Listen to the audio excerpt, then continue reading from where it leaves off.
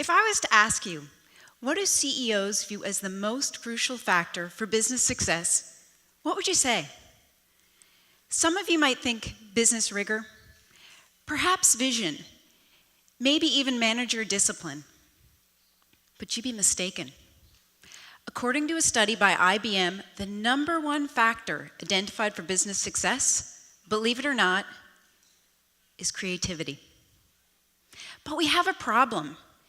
These leaders say that creativity is core to business success. However, they're unknowingly choking it out of the business environment. So how do we bridge this gap? As a design leader in Silicon Valley for a dozen years, I've been spending some time thinking about this problem.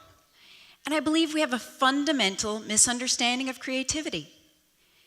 We need to start by rejecting the notion that creativity belongs to a select few, that it's owned by the creative right-brain thinkers, the painters, the playwrights, the poets, and that it's unavailable to the more logical left-brain thinkers, the mathematicians, computer scientists, engineers. I'm here to tell you today, we all have the capacity for creative thinking. In fact, creativity is a birthright, available to all, but used by few. Once we come to accept and acknowledge the fact that we can all be creative thinkers, we can focus on its development.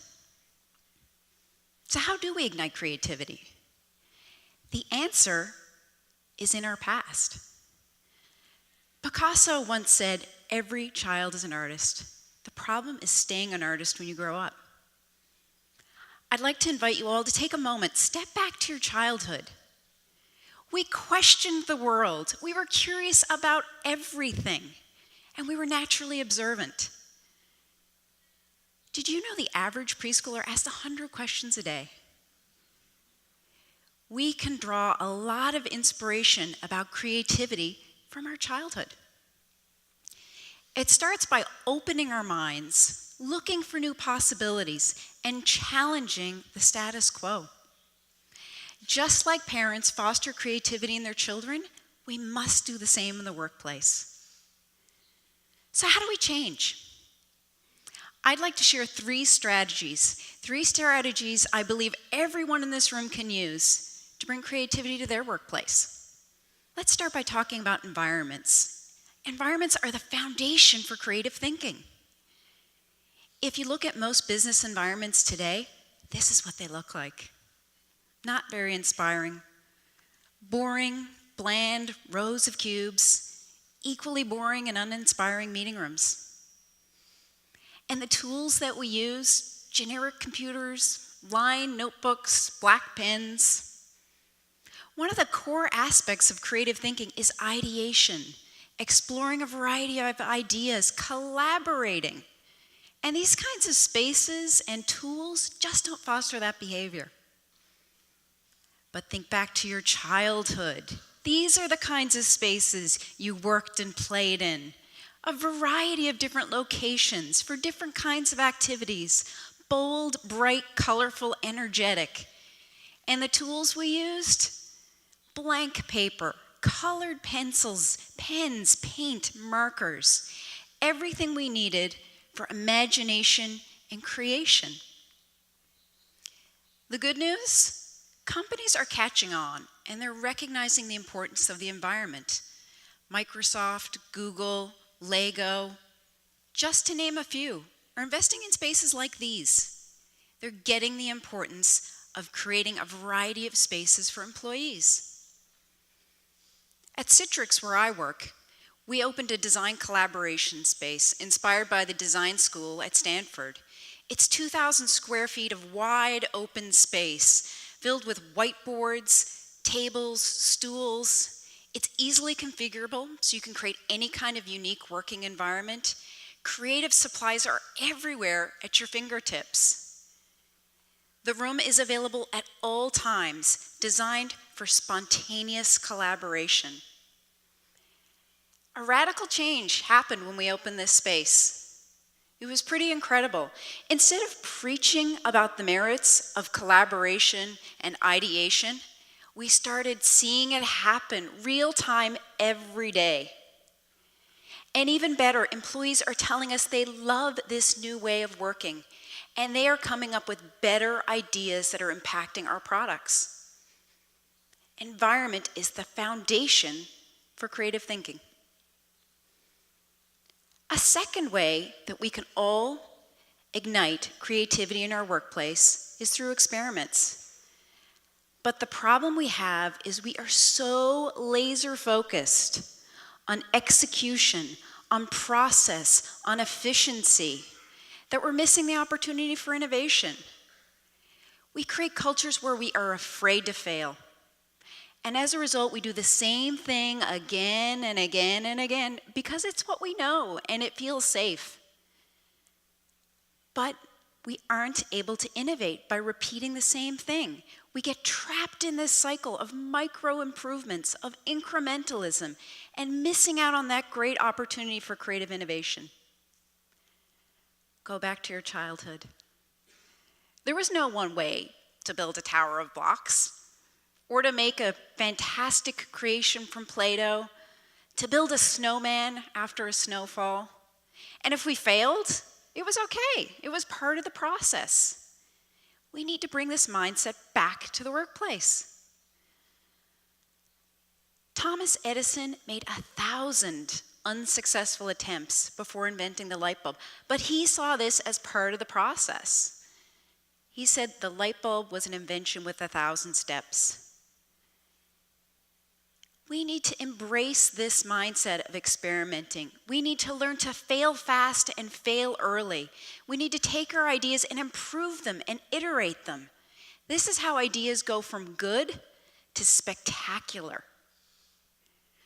A really great way to do this is through prototypes. Prototypes are models created cheaply and quickly using everyday items. You can take these prototypes and you can show them to customers. You can explore a broad array of ideas with prototypes. Throw away the ones that don't work and continue to refine the ones that do. It's the best way to experiment and fail fast, fail early. A really famous example of prototyping comes from IDEO, a design agency in Silicon Valley. They used this prototype made from a marker, a film canister, and a clothespin. And they brought it to surgeons. This prototype resonated so well with the surgeons that they were able to come up with a whole host of ideas of how to improve this surgical device and bring it to life. IDEO was able to use this great information and feedback to refine the idea and ultimately generate a real surgical device that tripled the client's revenue in this product space. So although experimenting and prototyping may in some way seem like child's play, it's actually driving real innovation and business success. A third way that you can all ignite creativity in the workplace is through storytelling. TED is the most fantastic example of storytelling. Spreading ideas through stories that touch people. But in the business environment, we have just lost the art of storytelling. I think we've all sat through this presentation. A stack of cold, boring bullets on a screen, no emotion, no context. What have we done?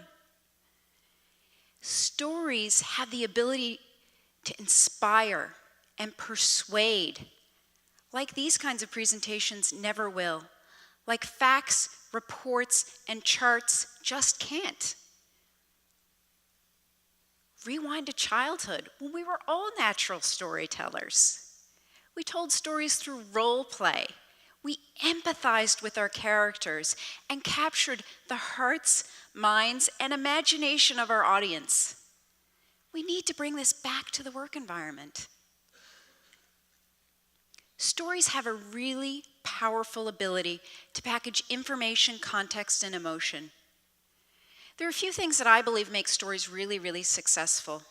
First of all, they start with passion and emotion and vision. They're not at all about constraints and timelines. They make your customer the hero, someone that your audience wants to invent for. They're hanging on every word. They want to see that customer succeed. And lastly, stories drive conversations. They're not just one-way monologues. They leave the audience wanting more. They want to understand. They want to help bring your idea to life. One of my favorite examples of story-led innovation comes from GE Healthcare. Doug Dietz, an industrial designer, for 20 years decided he was going to go out and see his MRIs being used in the hospital. And he made a really unexpected discovery: the experience of a child receiving an MRI. The child was crying in the hallway, and the father leaned down and said, "Remember, I told you, you have to be brave." Doug was so moved by this experience that he wanted to learn more.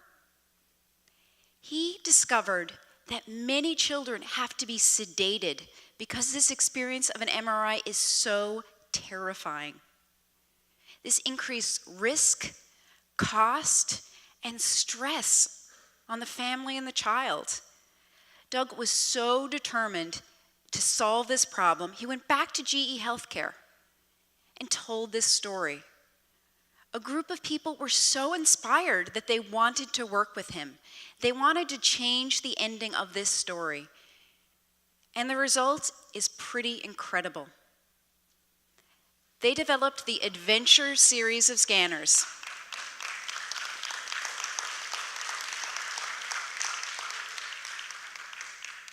This one is actually called the Cozy Camp Experience. And as soon as the child opens the door, they're off on a camping adventure. They snuggle into a sleeping bag, and when they go into the MRI machine, it's now an adventure in a tent. He and his team completely transformed this experience from one of terror, risk, and cost to one of complete joy. Pretty incredible. The good news is lots of companies are getting the importance of stories.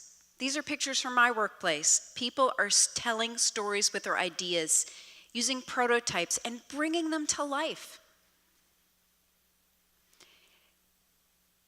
Creativity has the power for invention and ultimate success. Environments, experiments, and storytelling are just a few of the ways that I believe you can inject it into your workplace. But remember, creativity is a birthright. It's available to all, but used by few. So I ask you to embrace, empower, and insist on creativity in your workplace, and watch the ideas unfold. Thank you.